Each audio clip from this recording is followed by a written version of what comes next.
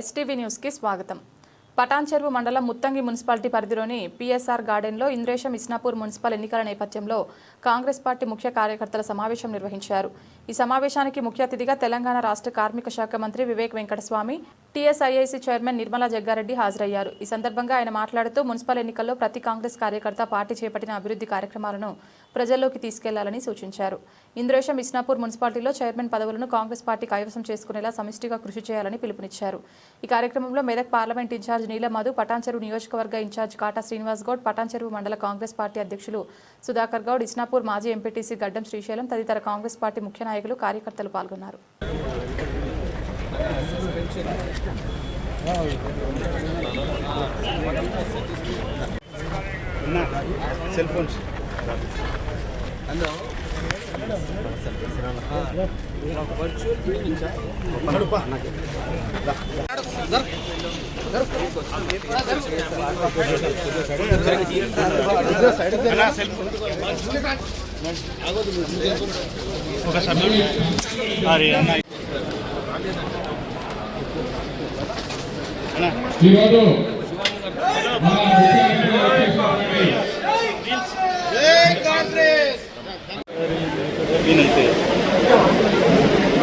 ఎన్నికల సమావేశము దయచేసి ఎవరు వినపత్రాలు కానీ ఇప్పుడు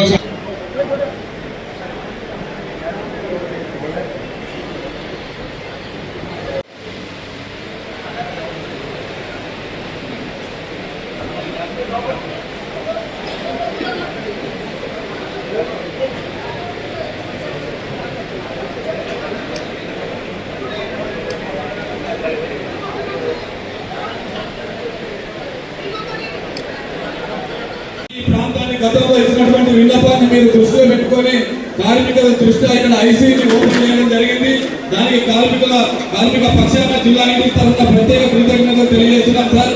మరి అట్లాగే ఈ 2 డివిజన్ల